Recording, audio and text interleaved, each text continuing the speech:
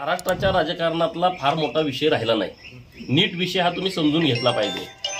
त्यांचा एक भाचा आमदार होता जो त्यांचा समर्थक होता आणि दुसरा आमदार समर्थक होता ते शिराळ्याचे मानसिंगराव नाईक साहेब होते। दोघच आमदार त्यांचे समर्थक होते। ते प्रदेशाचे अध्यक्ष असताना, ते सरकारमध्ये मंत्री असताना, म्हणजे अत्यंत प्रभावी असताना आणि राष्ट्रवादी दोन्ही एकत्र असताना आता त्यांचा भाचा पडला, त्यांचा समर्थक मानसिंगराव भाऊ पडले। समर्थकच नाही माणूस।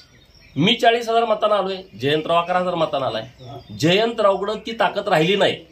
हे बघा, आम्ही सगळे धनगराची पोरं आहोत, शेतकऱ्याची पोरं आहोत।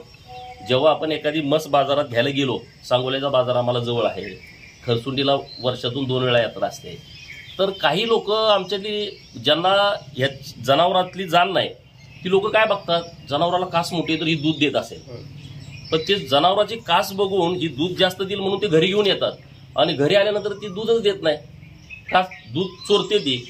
जयंतराव कासेला मोठा असणारी मस आहे, दुधाला नाही, पण ही लोकांना कळना महाराष्ट्रातल्या। हे आमच्या मोठ्या जी लोक महाराष्ट्रात लेकराव जयंतराव फार मोठा माणूस, जयंतराव किरकोळ माणूस आहे। जयंतरावला लोकांनी फक्त 11,000 आणून ठेवलंय।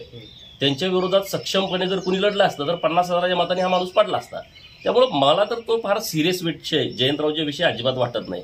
तो कुठं गेला, काय गेला, ते आता एकदम घरघर लागलेला माणूस आहे। सांगली जिल्ह्यामध्ये कुठंही त्यांचा प्रभावी गट नाही। बाकीच्या जिल्ह्यात, कोल्हापूरमध्ये कोण आहे का? तुम्ही आता कोल्हापूरमध्ये बोलता, एक माणूस नाही त्यांचा। साताऱ्यात आहे का? नाही। सोलापुरात आहे का? पलीकडे जायचा प्रश्न नाही। राहिला कुठं? सांगली जिल्हा। तर सांगली जिल्ह्यामध्ये जतमध्ये संबंध नाही।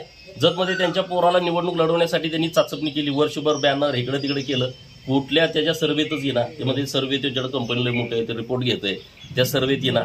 त्यांनी परत हातकणंगले लोकसभेचा प्रयत्न केला, पोराला निवडणूक लढवली, तुम्ही साक्षीदार आहे, हातकणंगलेमध्ये सर्वे आला नाही। मग आता राहिलं काय? इस्लामपूर सोडून त्यांचं कुठं काय राहिलं नाही। इस्लामपूरमध्ये सुद्धा लोकांनी फार एकदम काटावर आणून ठेवलंय। पुढच्या वेळेस ते राजकारणात राहू शकत नाही। समजा तिथे एक चांगला सक्षम उमेदवार सदाभाऊंसारखा किंवा त्यांचा मुलगा सागर खोतांसारखा जरी उमेदवार पुढच्या वेळेस ताकदीनं लढला तर हा उमेदवार पडू शकतो। आणि मी आहेच की, सगळे बहुजन त्या उमेदवाराच्या पाठीमागे लावणार। आता भूमिका काय आहे ती त्यांनी स्पष्ट करायला पाहिजे। लोकांना त्यांची भूमिका कळालेली आहे, हे पूर्णपणे शरण आलेले आहेत। मग ते कोणाकडे येतील, कसे येतील, तो माझा विषय नाही। भारतीय जनता पार्टीचा मी तर वरिष्ठ नेता नाही, परंतु लोक ज्या पद्धतीनं सरकार आल्यानंतर विरोधी पक्षाकडे पण काही अपेक्षेनं लोक बघत असतात। जे लोक मुख्यमंत्री पदाचा चेहरा म्हणून निर्वत होती, तर त्या लोकांची जबाबदारी असते, जेव्हा सरकार येतं तेव्हा विरोधात सुद्धा भूमिका मांडणारी लोक लागतात। 2019ला राज्यातल्या जनतेने देवाभाऊंना मुख्यमंत्री पदाचं बहुमत दिलं होतं, ते बहुमत चोरलं, त्या बहुमताच्या पाठीमध्ये खंजीर खुपसला, त्यामध्ये हे पण होते, परंतु देवाभाऊ रडत बसले नाहीत। विरोधी पक्ष नेत्याची त्यांच्याकडे जबाबदारी मिळाली आणि तेव्हा कोविडचा काळ होता, मुख्यमंत्री घराच्या बाहेर पडत नव्हते, पण आमचा विरोधी पक्ष नेता प्रत्येक जिल्ह्यात जात होता, प्रत्येक हॉस्पिटलला जात होता आणि प्रत्येक विषयामध्ये सभागृहामध्ये भूमिका मांडत होता। देवाभाऊ जेव्हा विरोधी पक्ष नेते होते तेव्हा तुम्ही बघा, अत्यंत प्रभावीपणे त्यांनी महाराष्ट्रातल्या जनतेची भूमिका सरकारकडे मांडली। सरकारकडून काही गोष्टी होत नव्हत्या, त्या गोष्टी त्यांनी मानगुटीवरती बसून लोकशाहीच्या मार्गातून करून घेतल्या विरोधी पक्ष नेते म्हणून। आता तुम्हाला विरोधात कोण माणूस दिसतोय का? जरा विरोधात बोललं का परत सरकारच्या बाजून बोलते। म्हणजे विरोधकाकडे माणूसच तसा सक्षम राहिला नाही की जो महाराष्ट्रातल्या जनतेची बाजू मांडेल। त्याची गरज पडणार नाही, कारण देवाभाऊंसारखा एक महाराष्ट्रातल्या सगळ्या विभागाची माहिती असणारा, मराठवाडा, पश्चिम महाराष्ट्र, खानदेश, विदर्भ, कोकण आणि शहर विभाग या सगळ्या विभागातले प्रश्नांची जाण असणारा नेता महाराष्ट्राला मिळाला आहे आणि त्या दृष्टिकोनातून त्यांची तर कामं जोरात सुरू आहेत। त्यामुळे विरोधी पक्षाला आवाज उठवण्याची गरज पडणार नाही, परंतु त्यांच्यात ती धमक राहिलेली नाही। कसं बघताय?